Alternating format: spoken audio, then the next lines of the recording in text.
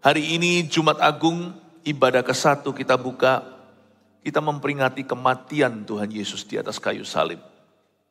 Kematian Tuhan itu bukan karena Tuhan terbunuh, tapi karena Dia menyerahkan nyawa sekalipun mereka membunuhnya. Kita harus ketahui bahwa Yesus mati untuk apa? Yes, Yesus mati untuk menebus dosa manusia. Itu tidak dipertanyakan lagi. Tetapi ada satu lagi alasan mengapa Yesus mati. Ada 1-2 lagi yang seringkali diabaikan. Kalau enggak hati-hati gereja main aman. Karena sakit penyakit kita dipikulnya. Saya ngerti. Kita melihat realita fakta di lapangan bahwa ada pula orang-orang yang sudah berdoa namun tetap belum sembuh. I know. Tapi kita nggak usah mikir sampai sejauh itu. Sembuh nggak sembuh, kita belajar berserah penuh. But we must act upon our faith. Kita harus bertindak atas dasar iman kita. Sekalipun Yesus mati untuk menebus dosa, lihat di luar sana banyak orang yang tetap belum diselamatkan karena mereka memilih demikian. Ada juga yang belum mengerti atau belum kenal Tuhan. Ada juga yang menentang jalan Tuhan sekalipun sudah bolak-balik diberitakan. Iman itu bukan berdasarkan apa yang kita lihat dulu, tapi apa yang kita dengar. Waktu saya mendengar Yesaya 53, dia mati untuk apa? Pemberontakan kita yang ditimpakan atas tubuhnya. Dosa kita yang ditebusnya. Sakit penyakit kita yang dipikulnya. I believe. Meskipun ada orang-orang yang tidak sembuh, kita melihat lubang pada donat. Tapi kita tahu di luar sana, ada banyak orang-orang yang disembuhkan. Tak terkecuali setiap ibadah, saya akan bacakan beberapa kesaksian daripada orang-orang yang telah disembuhkan di antara jemaat kita. Termasuk keluarga saat teduh. Saat teduh bersama itu extension atau suatu kepanjangan tangan daripada kasih karunia Allah atas gereja Mawar Sharon. Keluarga saat teduh yang menyaksikan ya. Sebelum saya menjadi pembimbing Anda selama pandemi dan keluar pandemi hingga hari ini, saya itu gembala sidangnya gereja Mawar Sharon dulu. Saya bukan penginjil. I am a pastor. Makanya itu saya bacakan kesaksian-kesaksian sebagian yang mengalami saat teduh bersama di gereja kita. Kesaksian kesembuhan apa aja setiap minggu kan saya bacakan. Dan orang-orang yang membawa hasil medisnya diubahkan. Saya tidak melihat lubang pada donat. Saya melihat donatnya. Saya tetap percaya, I will keep believing. I believe in miracles, for I believe in God. Minggu kemarin saya khotbah di ibadah yang terakhir, saya berkata bahwa saya percaya mujizat. Karena saya percaya Tuhan, Dia Yehovah Rafa. Sekalipun jikalau saya mati sakit pun, saya nggak iman ini. Gereja ini harus tetap berdiri teguh pada pewahyuan bahwa Yesus menyembuhkan. Kita percaya pada sebuah kebenaran bukan karena pengalaman kita meyakinkan. Ada tidak ada pengalaman, pewahyuan tetap pewahyuan. Mau ada orang buta di dunia ini gak bisa melihat, rumput tetap hijau. Sekalipun orang yang tidak melihatnya itu hanya nampak gelap. Rumput tidak pernah hitam. Fakta adalah fakta. Who God is, Allah itu siapa? Tidak bisa berubah lewat zaman. Tidak bisa diubah-ubah berdasar pengalaman. Yesus adalah Yehovah Rafa itu. But I know with my heart, saya tahu bahwa Dia rindu untuk menyembuhkanmu. Just because hanya karena beberapa orang belum sembuh, bukan berarti Dia tidak rindu menyembuhkanmu. Ini dari Jenny. Saat mengikuti program Saat Teduh Bersama tanggal 29 Juni 2022, Pastor Philip bernubuat tentang kesembuhan bagi seorang yang batuk karena asam lambung berbulan-bulan. Saya menderita sakit persis seperti yang pastor katakan, batuk hingga sesak nafas akibat asam lambung itu selama berapa bulan terakhir. Saya imani nubuatan tentang kesembuhan ini untuk saya. Seusai acara saya menangis dan tiada hentinya mengucap syukur. Saya pegang janji Tuhan itu. Sepanjang malam itu saya tidak mengalami batuk-batuk lagi, bahkan sesak nafas karena masalah asam lambung sudah tidak pernah saya rasakan lagi. Maria. Pada tanggal 14 Mei 2022 saya mengikuti Saat Teduh Bersama yang berjudul Tenanglah. Aku ini, jangan takut. Saat sesi doa, Pastor Philip berkata, ada seorang ibu yang sakit bahu sebelah kiri dan kanan angkat tangannya. Tuhan menyembuhkan. Memang benar pada saat itu, bahu kiri saya sedang sakit karena cedera saat olahraga. Hari itu saya berdoa dan langsung mengangkat tangan kiri saya. Tanggal 16 Mei, 2 hari kemudian saya memutuskan untuk membersihkan rumah tanpa saya sadari. Saya bisa angkat ember berisi air dari lantai 2 ke lantai 1 dengan tangan kiri. Padahal sebelumnya untuk membuka pintu saja saya harus menggunakan kedua tangan. Puji Tuhan, Yesus menyembuhkan bahu kiri saya. Karena mujizatnya, saya sekarang bisa berolahraga. Shalom pada waktu ini Winnie Wulandari. Pada waktu saya mendengarkan live saat teduh bersama bulan Desember 2022, beberapa hari lalu di doa terakhir, pastor mengatakan ada sebagian penderita eksim dan asma. Saya penderita asma, tiap malam selalu sesak nafas, nggak bisa tidur. Tiap kali asma lalu batuk sampai saya menangis, padahal oksigen nebul sudah saya lakukan rutin tiap harinya. Tapi sejak malam hari itu saya dilepaskan dari rasa sesak di tenggorokan saya. Kerongkongan hingga dada, itu semua sesaknya hilang, plong. Saya yakini, saya imani sampai saya nangis hanya pasrah agar asma saya hilang. Dan beraktivitas normal, sungguh ajaib. Setelah malam itu, tiap malam asma, sesak nafas, batuk tidak pernah kambuh lagi hingga sekarang. Tuhan Yesus menyembuhkan saya melalui doa. Berikan tepuk tangan untuk Tuhan. Tidak ada mujizat kecil, tidak ada mujizat besar. Sembuh ya sembuh. Orang yang merasakannya, yang menderita tahu bahwa Allah sedang bekerja di dalam tubuhnya. Saya berikan judul khotbah saya pagi hari ini. Sebenarnya seluruh menunya bisa Anda lihat. Seharian saya khotbah beda-beda. Sebenarnya pewahyuan tentang kesembuhan itu banyak. Saya berikan 5 di hari Jumat Agung ini. Yang pertama saya kasih judul, Tuhan lebih rindu untuk sembuhkan kita. Kita nggak boleh percaya dalam benak kita bahwa Tuhan itu cuek. Atau acu tak acu. Atau Tuhan itu ingin kita menderita. Tidak pernah sejak ciptaan Allah. Allah yang berkata semuanya baik. Tuhan itu menghendaki sakit penyakit. Jangan berkata bahwa Tuhan mau mengajari saya sesuatu lewat sakit saya. Saya tahu Tuhan bekerja sama dalam segala sesuatu, termasuk lewat kondisi sakit. Tapi tidak pernah berada dalam rancangan Allah semula.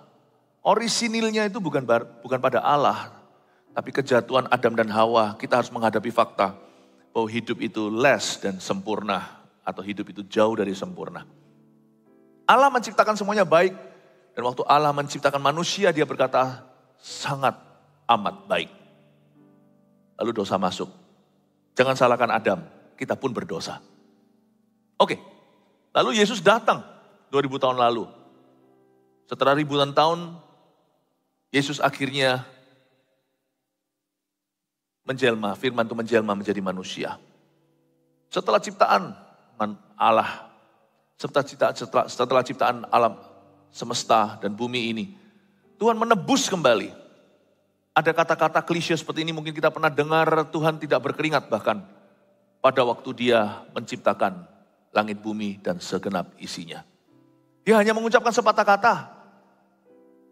Dia bekerja ketika dia membentuk manusia dari debu dan tanah, lalu dia hembusi dengan nafas, dia rangkul mereka. Tapi dia gak berkeringat lakukan itu semua. Tapi dia berkeringat darah ketika menebus kembali mereka dari tangan yang salah. Tidak lelah menciptakan, tapi dia harus menyerahkan nyawa untuk menebus mereka kembali. Dan apa yang dikatakan di firman Tuhan, saya ulang-ulang di Yesaya tadi, bahwa dia memikul sakit penyakit kita bukan hanya menebus dosa manusia. Tuhan rindu, lebih rindu untuk sembuhkan kita.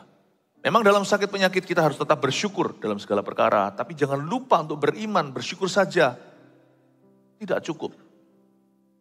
Perlu beriman. Iman itu memang risiko. Terjadi atau enggak sesuai yang diimani. Tapi saya enggak mau pikir sejauh itu. Pokoknya I believe, aku percaya. Saya percaya, titik, bukan koma. Percaya aku konklusi. Percaya aku berdasarkan firman. Coba ambil kesembuhan dari Alkitab yang kita miliki ini. Akan sisa tipis sekali dari Kejadian sampai Wahyu. Healing is found almost on every page. Kesembuhan dapat ditemukan di banyak halaman. Hampir-hampir setiap halamannya Sejak purbakala ketika Abraham berdoa untuk raja tanah Kanaan. Yang mandul dibukakan. Satu isi kerajaannya akhirnya dikabulkan keturunan. Coba Anda kalau melihat dari sejak Abraham sampai Wahyu. Daun-daunnya itu menyembuhkan dari pohon kehidupan. Bahkan menyembuhkan bangsa-bangsa, itu lawatan. Saya memilih untuk percaya Allah yang tidak acuh dan acuh tak acuh. Saya percaya Allah yang rindu untuk sembuhkan kita. Mari kita buka sama-sama Markus pasal 3 ayat 1 sampai 6 saya baca. Yesus menyembuhkan orang pada hari Sabat. Salah satu mujizat awal Tuhan Yesus dalam pelayanannya ketika ia berjalan di Galilea. Kemudian Yesus masuk lagi ke rumah ibadat. Di situ ada seorang yang mati sebelah tangannya. Mereka mengamat-amati Yesus kalau ia menyembuhkan orang itu pada hari Sabat. Supaya mereka dapat mempersalahkan dia. Kata Yesus kepada orang yang mati sebelah tangannya itu, mari berdirilah di tengah. Kemudian katanya kepada mereka, manakah yang diperbolehkan pada hari Sabat? Berbuat baik atau berbuat jahat? Menyelamatkan nyawa orang atau membunuh orang? Tetapi mereka itu diam saja. Ia berduka cita karena kedegilan mereka. Dan dengan marah ia memandang sekelilingnya kepada mereka. Lalu ia berkata kepada orang itu, ulurkanlah tanganmu. Dan ia mengulurkannya. Maka sembuhlah tangannya itu. Lalu keluarlah orang-orang Farisi. Dan segera bersekongkol dengan orang-orang Herodian untuk membunuh dia. Tuhan lebih rindu untuk sembuhkan kita. Ayat 1. Kemudian Yesus masuk lagi ke rumah ibadat. Berhenti di tengah. Ayat 1a sini menunjukkan bahwa seolah-olah Yesus sedang mencari someone. Kemudian Yesus masuk lagi ke rumah ibadat. Itu bayangkan misalnya pendetanya keluar setelah kebaktian. Misalkan pembicara tamu datang keluar. Sudah di mall sini, contohnya ya di GMS Surabaya Barat. Lalu sudah sampai di ujung sana menuju parkiran, di pintu keluar, balik lagi ke sini. Bukan cari barang. Semua barangnya sudah dibawa, udah ada di dalam tasnya. Dia datang lagi masuk ke sini, pasti karena disuruh Roh Kudus ketemu Samuan. Yesus itu dituntun oleh Roh Allah. Sejak dari padang gurun dicobai 40 hari. Maka Alkitab mengatakan ketika beliau kembali ke Galilea, Tuhan Yesus itu datang dengan kuasa. Roh Kudus itu yang tuntun langkah kaki Mesias kita. Kemudian Yesus masuk lagi ke rumah ibadat. Re-entry. Itu apa kalau Yesus gak rindu sembuhkan seseorang? Dia masuk lagi. Mungkin orang yang mati sebelah tangannya itu sebelah badan. Kalau bahasa orang tua dulu pansui katanya. Mungkin dia itu telat datang ke gereja hari itu. Atau mungkin dia ragu lalu dia datang, Yesus tunggu. Jadwal Yesus sudah menanti, harus kemana lagi. Yesus itu gak bisa ditahan. Mereka mencoba menahan Yesus di Samaria lebih lama. Padahal seluruh Samaria itu percaya. Ingat cerita tentang Yesus bicara dengan seorang wanita di sumur Yakub. Mereka mau coba tahan tapi Yesus berkata tidak. Aku harus pergi memberitakan kerajaan Allah di semua kota dan desa. I must move on. Yesus itu gak nganggur. Tapi Jesus, karena Yesus sekarang itu sudah dibangkitkan. Dia gak perlu ditahan lagi di satu lokasi. Atau hanya bisa melayani beberapa manusia. Kalau Yesus lagi melayani wanita Samaria, dia gak bisa ikut murid-muridnya pergi beli roti. Tapi Yesus sekarang berbeda karena dia sudah dibangkitkan. Dia ada di sebelah kanan Allah Bapa mendengar doa kita, bahkan mendoakan kita. Akan hal-hal yang kita gak sadari, Yesus itu doakan. Tahukah kita tidak menyembah orang mati? Kita menyembah seorang juru selamat yang hidup selama-lamanya dan dibangkitkan. Dan Yesus ini waktu itu, pada zaman ketika Yesus itu masih secara badan, Dia itu nggak bisa gampang-gampang ditahan. Nggak pernah dia itu bolak-balik satu tempat. Dia harus lanjutkan. Kok dia kembali masuk lagi ke rumah ibadat? Untuk apa?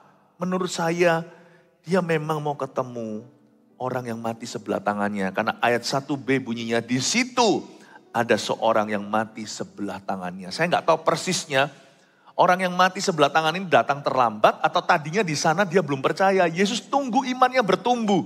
Balik lagi ke rumah ibadat yang sama untuk temui orang itu. Di situ ada seorang yang mati sebelah tangannya. Jangan percaya Allah itu acu tak acu denganmu atau cuek dengan keadaan Anda. Jangan percaya bahwa Allah itu menuntut saja, mana imanmu mana. Yesus itu sekarang juga sedang menumbuhkan imanmu ketika saya menyampaikan firman-Nya. Iman timbul dari pendengaran. Saya mencoba untuk skakmati. Saya coba untuk skakmat semua keraguan kebimbangan. Makanya dari awal saya berkata, jangan lihat contoh-contoh yang tidak sembuh, jangan hakimi mereka. Semua itu ada pada misteri Allah. Tapi for your case, untuk keadaanmu, percayalah bahwa Tuhan lebih rindu untuk menyembuhkan Anda. Jangan pernah berkata kepada orang yang belum sembuh, kamu kurang beriman. Never do that loh ya. Healing ministry, pelayanan kesembuhan ilahi itu harus disertai welas kasih. Belas kasihan, tidak boleh penghakiman. Tapi jangan sampai cerita-cerita orang itu membuat dirimu bimbang. Jangan sampai membuat Anda ragu. Iman itu harus bulat, gak perlu besar. Biji sesawi itu lingkar. Saya percaya penuh bahwa Yesus sanggup untuk menyembuhkan. Nanti ibadah selanjutnya saya jelaskan bahwa dia juga mau. Yesus bukan hanya mampu, tapi dia juga mau. Dan ibadah ini saya kasih judul tadi, Tuhan itu rindu. Tuhan tuh merindukan Anda. Tuhan tidak pernah menikmati kondisi sengsara yang harus kau hadapi sekalipun kita harus pikul salibnya. Tuhan bisa bekerja sama dalam segala perkara. Saya sadar akan hal itu termasuk sakit penyakit. Tapi jangan pernah percaya dalam benak Anda Tuhan memberimu sakit penyakit. Tidak semua sakit itu dari setan, saya mengerti. Ada yang gaya hidupnya salah. Ada yang semata-mata kita itu hidup dalam dunia yang gak sempurna. Di bumi yang sudah jatuh. But God never initiated a disease. Tuhan tidak pernah memberimu sakit penyakit. Kemudian Yesus masuk lagi ke rumah ibadat. Di situ ada seorang yang mati sebelah tangannya. Pansui kata orang tua. Mereka mengamat-amati Yesus. Coba lihat ayat 2. Mereka di sini orang Farisi ahli Taurat. Itu orang-orang jahat zaman itu. Mereka mengamat-amati Yesus. Kalau ia menyembuhkan orang itu pada hari Sabat. Supaya mereka dapat mempersalahkan dia. Luar biasa, musuh Yesus jauh lebih mengenal dia daripada murid-muridnya. Musuh Yesus itu curiga, tahu dan was-was kalau Yesus datang, sembuh nih orang-orang. Hebat ya. Hati mereka salah aja mereka beriman. Hati orang benar mana imannya. Mereka itu mengamat-amati Yesus. Mereka nunggu-nunggu, amat-amat ini bukan investigasi. Amat-amat ini was-was. Jangan-jangan. Mereka amat-amati Yesus kalau ia menyembuhkan orang itu pada hari Sabat. Mereka sudah berdebar. Karena mereka tahu dimanapun juru selamat itu pergi. Atau di mana dia berada. Selalu sakit penyakit dilenyapkan. Tapi mereka melakukan itu. Mereka mengamat-amati demi supaya mereka mempersalahkan dia. Saya hari ini juga mengamat-amati. Saya juga pengamat. Saya beritahu terus terang di depan dulu loh ya. Kami ini gak punya kuasa kesembuhan. Tapi saya bawa orang sakit hari ini secara sengaja ke tengah-tengah rumah ibadat. Makanya disebut kebaktian kesembuhan. Berarti hari ini yang dimuliakan itu selain Tuhan adalah orang-orang yang sakit. Kebaktian ini didedikasikan untuk itu. Coba bayangkan. Saya ini pengamat. Saya mengamat-amati kalau Tuhan hendak menyembuhkan seseorang di ruangan ini. Tapi saya lakukan itu supaya saya dapat bersyukur lebih lagi kepada Tuhan. Bukan untuk mempersalahkan dia, tapi untuk memuliakan dia. Percaya pada Tuhan, berikan tepuk tangan untuk Tuhan. Nggak mau kalah sama orang Farisi. Orang Farisi itu tahu kok sifat Yesus. Orang Farisi itu nggak ragu, karena itu mereka masuk neraka kenapa? Kalau mereka itu sungguhan buta, mereka nggak berdosa. Tapi karena mereka mengaku mereka melihat, makanya itu mereka itu dihukum sama Allah. Mereka itu tahu kok Yesus itu Yehovah Rafa. Dia tahu kok. Mereka itu udah bodoh. Orang Farisi itu pinter-pinter, pandai-pandai. Mereka itu berpendidikan tinggi di zaman itu. Mereka ini PhD semua. Orang-orang yang logikanya main. Tapi mereka ngerti kok, mereka lihat Yesus pelayanan seperti apa. Mereka itu sangat paham orang yang mereka musuhi. Mereka tahu Yesus ini berniat sembuhkan. Ayo kumpul. Hari ini hari Sabat, dia pasti sembuhkan orang. Iman negatif tetap iman. Yang positif beriman yuk sama Tuhan. Dan sungguhan kan, iman mereka kejadian. Tuhan sungguhan sembuhkan. Tuhan sungguhan sembuhkan. Kenapa kita orang percaya selalu berkata, mungkin bukan kehendak Tuhan untuk sembuhkan saya hari ini. Why? Karena ada orang yang tidak sembuh. Iya. Saya menangis dengan orang yang menangis. But why do you believe that? Why? Kenapa kita percaya mungkin hari ini this is not my day? Kenapa kita nggak percaya bahwa hari ini mungkin adalah harinya Tuhan bagi hidupmu? Orang Farisi tahu kok hari ini pasti ada kesembuhan. Kita orang percaya berkata mungkin bukan hari ini Tuhan. Why? Karena ada orang yang belum dijawab doanya. Why? Kenapa kita tidak mengenal Tuhan? Kita nggak mengenal maksud hatinya. Kita nggak mengenal sifatnya. Kita nggak mengenal kerinduannya. Tuhan lebih rindu loh untuk sembuhkan kita. Kata Yesus kepada orang yang mati sebelah tangannya itu. Coba baca lebih lanjut ya. Mari berdirilah di tengah. I love this ayat 3. Yesus ngomong begini sama orang yang mati sebelah tangannya atau yang pansui itu. You stand in the middle. Mari, sebuah undangan. Berdirilah di tengah. Ternyata hari ini adalah kehendaknya Yesus di gereja kita. Dalam bahasa Inggrisnya dulu, the sick take center stage at a church. Orang berdosa diundang, mari berdirilah di tengah. Ini di tengah ibadah loh. Jangan lupa, Yesus masuk ke rumah ibadat ayat 1. Di tengah-tengah ibadah. Yesus masuk ke rumah ibadat berarti di tengah-tengah sebuah kebaktian. Yesus berkata kepada seorang yang sakit, you mari berdirilah di tengah. Dan Yesus tegur jemaatnya. Tegur sekalian penjaga bait suci. Yesus yang marah melihat bait Allah dijadikan sarang penyamun, tempat jualan. Dan Yesus berkata, bukankah harusnya rumahku disebut rumah doa bagi bangsa-bangsa. Dan hari itu Tuhan tunjukkan rumah ibadat itu rumah kesembuhan. Rumah iman, rumah roti. Mari engkau berdirilah di tengah. Tapi saya percaya pagi hari ini Tuhan tidak perlu marah-marah karena kita sudah menangkap hatinya. Kalau enggak namanya kebaktian kesembuhan. Ayo taruh di tengah. Tengah nanti itu bukan persis di tengah karena ada kursinya. Tengah itu nanti ada di depan sini loh ya. Untuk kita doakan yang sakit. Setelah firman. Mari berdirilah di tengah. Kemudian katanya kepada mereka ini kepada jemaat dan juga kepada ahli Taurat. Sebab ahli Taurat itu kan duduk di kursi Musa, orang Farisi itu. Mereka itu pendeta-pendeta zaman itu atau gembala-gembala yang Yesus sebut sebagai gembala pandir. Yang sakit tidak kamu sembuhkan. Kamu tidak doakan lah minimal. Yang tersesat tidak kamu cari. Tapi rumahku disebut rumah doa ini kau jadikan sarang penyamun, jualan merpati, jualan ini. Perhatikan dong kebutuhan jemaat. Perhatikan mereka yang menderita, mereka yang sakit. Minimal Anda mencoba. Minimal Anda berusaha. Lakukan sesuatu. Ini ambil urapanku, urapi mereka. Ambil tongkatku kata Elisa pada Gehazi. Pergi kepada boy atau satu anak kecil yang mati itu. Letakkan di dia. Ketika diletakkan tongkatnya, enggak bangun-bangun pula sampai Elisa tiba. Lalu peluk anak itu bangkit dan dikembalikan ke ibunya. Itu kasus mujizat, bukan kesembuhan. Karena kebangkitan orang mati.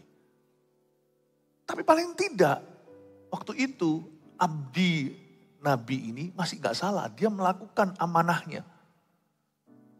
Tapi ketika dia memakai nama tuannya untuk minta uang sama Naaman, dia dapat kusta. Tuhan tuh suruh kita para hamba-hamba Tuhan itu menjadi extension, menjadi saluran berkatnya. You put the sick in the middle. You pray for them. Doakan mereka.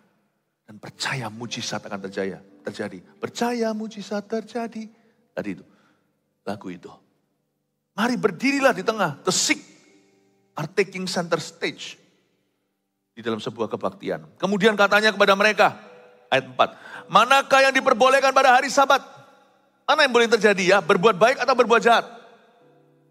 Mana yang boleh terjadi? Misalnya di hari Minggu seperti ini. Atau hari Jumat. Hari pertemuan umat Tuhan. Mana yang diperbolehkan berbuat baik atau berbuat jahat? Kita tahulah jawabannya. Menyelamatkan nyawa orang atau membunuh orang. Intisari pelayanan kesembuhan ilahi adalah menyelamatkan nyawa orang. Menyelamatkan nyawa orang. Oh, saya percaya. Saya percaya kesembuhan masih terjadi. Yang percaya berikan tepuk tangan bagi Tuhan. Saya percaya kesembuhan ilahi masih terjadi. Ia berduka cita ayat 5. Karena kedegilan mereka. Dan dengan marah ia memandang sekelilingnya kepada mereka. Lalu ia berkata kepada orang itu, ulurkanlah tanganmu. Dan ia mengulurkannya, maka sembuhlah tangannya itu. Marah aja sembuh, apalagi kalau Yesus terketuk hati belas kasih. Ia berduka cita karena kedegilan mereka, baik umat saat itu yang hanya mengamat-amat. Baik itu orang Farisi yang mengamat-amati. Yesus berduka cita karena kedegilan mereka. Kok gak ada yang perhatikan kebutuhan orang ini? Yesus tidak jadikan kesembuhan orang ini sebagai contoh atau sebuah pelajaran untuk mereka. Bukan. Dan Yesus bukan mau cari gara-gara. Yesus itu sungguh-sungguh mengasihi orang yang pansui ini. Orang yang mati setengah tubuhnya atau tangan sebelahnya mati. Yesus itu marah sama mereka. Kalian ini berdebat ria, tak ada satupun yang mendoakan. Yang mau doa juga jadi takut karena dikecam oleh rakyat. Belum doa sudah langsung dihantui. Sembuh, nanti kalau gak sembuh gimana? Mana ada Tuhan. Aduh, ribet banget. Mau doain orang sakit aja ribetnya. Tentang kanan kiri dengan pertanyaan-pertanyaan teologi ria dengan doktrin. I don't care. Today I'm gonna pray for the sick. Saya gak peduli karena saya lebih peduli hatinya Kristus. Bayangin ya.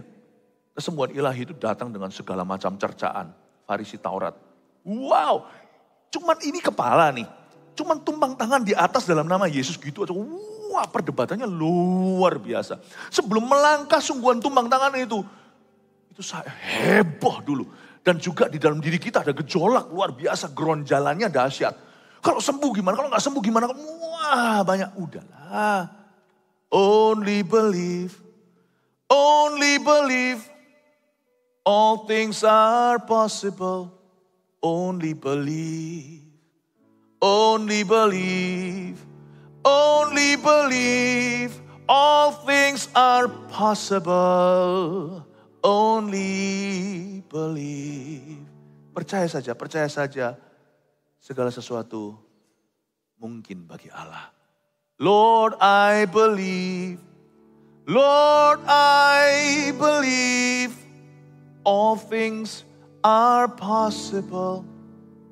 Lord, I believe. Lord, I believe. Lord, I believe. All things are possible. Lord, I believe. Lagu ini adalah lagu yang sering dinyanyikan oleh seorang hamba Tuhan mendiang Smith Wigglesworth yang membangkitkan 14 orang mati, termasuk istrinya sendiri. Setelah istrinya dibangkitkan dari kematian, berapa jam kemudian istrinya kembali ke Tuhan dan berkata, let me go. Seorang hamba Tuhan yang polosnya tidak berpendidikan, buta huruf. Ini orang Inggris, tahun 1900 awal-awal. Dan dia berkata pada satu orang yang kakinya gak ada kaki. Ada kaki, tapi gak ada kaki. Bedanya bahasa Inggris, kaki di sini punya leg, tidak punya foot. Dia berkata beli sepatu, orang bilang dia gila, kasih sepatu, muncul kakinya. Smith Wigglesworth punya seorang anak, putri, tuli kiri, atau tuli salah satu telinganya atau kedua-duanya. Dia nggak sanggup sembuhkan. Tapi berapa banyak orang disembuhkan, 14 orang mati bangkit itu nggak masuk akal. Itu sudah mati. Let me tell you, hidupnya berdasar lagu ini, Only Believe. Dan dia melihat lebih banyak mujizat daripada orang yang before I believe. Sebelum aku percaya, tell me everything, I must know everything. Aku harus tahu segala sesuatu, malah nggak terjadi apa-apa. Dia hanya percaya, terjadi banyak. Kritik sana sini, tapi pengkritiknya berhenti sampai pada titik. Ketika medis pun tidak bisa banyak bicara. Orang udah di kuburan kok dikeluarkan dari kuburannya. Bangun! Andai aku punya iman seperti itu. Iman seperti itu pun mulai dari biji sawi. Mulai dengan percaya dulu. Bapak ibu saudara, saya mau beritahu sesuatu. Saya punya iman. Only believe. Dunia ini terlalu rame. Yesus berduka cita karena kedegilan mereka. Berdebat ria bukan mendoakan mereka yang menderita. Doa aja, just believe. Sudah percaya aja. Percaya saja, kita nggak buta kok. Karena di dalam firman tertulis, percaya kita berdasarkan apa yang kita dengar dari firmannya. Kejadian sampai Wahyu itu rame sekali. Allah itu penyembuh. Saya ikut ramenya ini. Saya nggak ikut ramenya dunia. Dan ramenya dunia itu juga ditemukan di dalam gereja-gereja yang tidak mau percaya. Ulurkan tanganmu, Tuhan berkata begitu.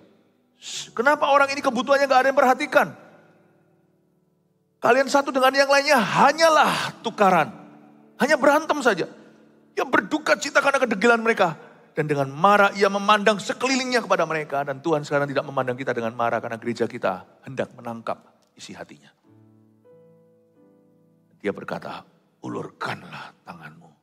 Stretch out your arm. Langsung ketika ia ulurkan, sembuhlah tangannya itu. Lalu keluarlah orang-orang Farisi. Lihat ini, udah lihat bukti pun mereka gak bertobat. Dan segera bersekongkol dengan orang-orang Herodian untuk membunuh dia. Bapak ibu saudara, apa yang kita lakukan hari ini dalam kebaktian kesembuhan tidak melenyapkan keharusan untuk kita pergi ke dokter. Malah harus malahan. Sebab apapun yang Yesus lakukan, setiap mujizatnya pasti akan diverifikasi secara medis. Semua yang Tuhan lakukan itu terbukti. Tapi iman tidak berdasarkan bukti dulu baru percaya.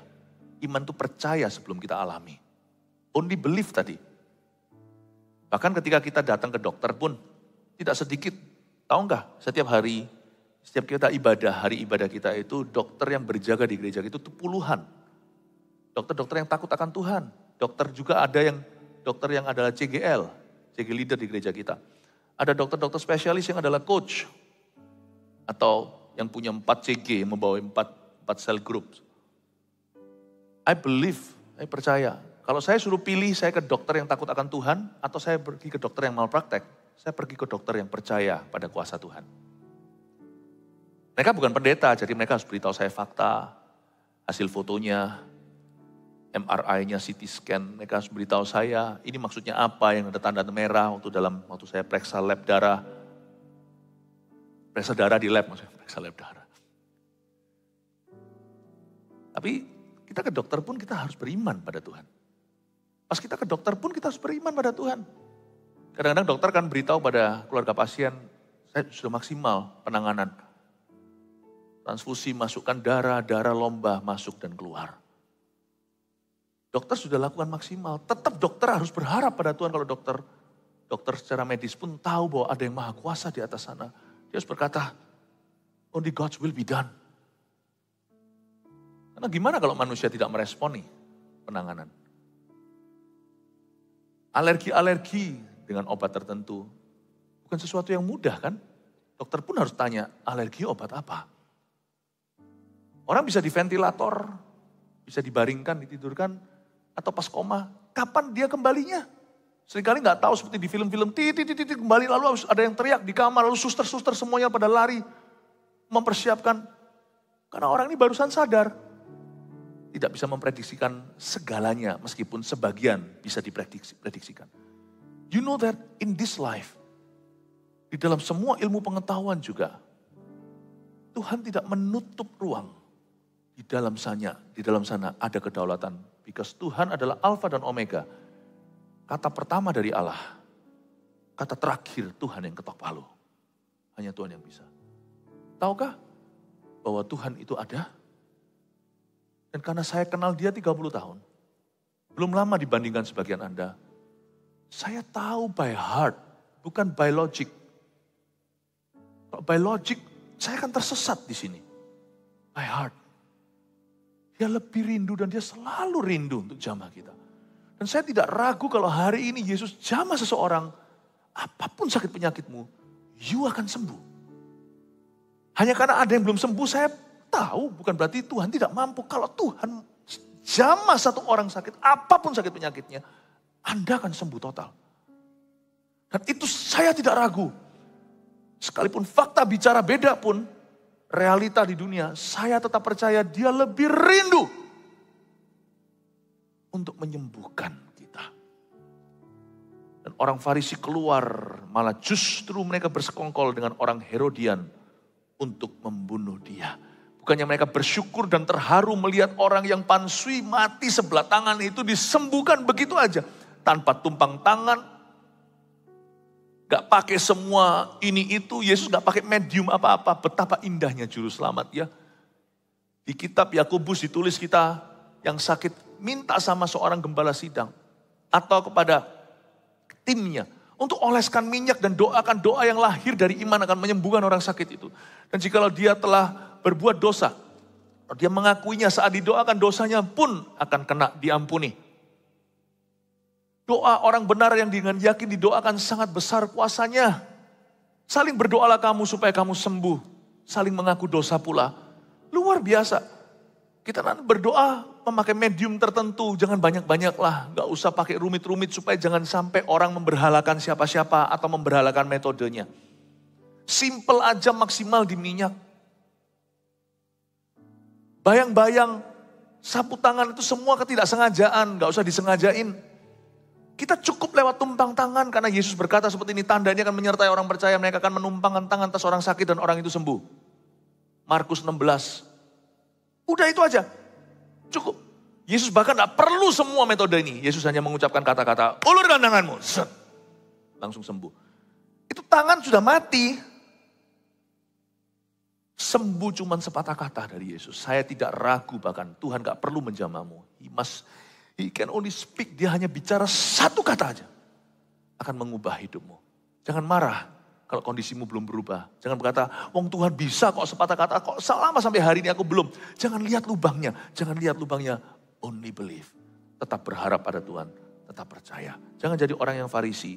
Jangan dengarkan ramainya hiruk pikuk dunia yang tidak percaya. Dengarkan firman ini. Dan firman ini berkata, sederhana sekali. Tuhan kita lebih rindu untuk sembuhkan kita. Yang percaya, angkat tangannya. Berikan tepuk tangan bagi Tuhan Yesus.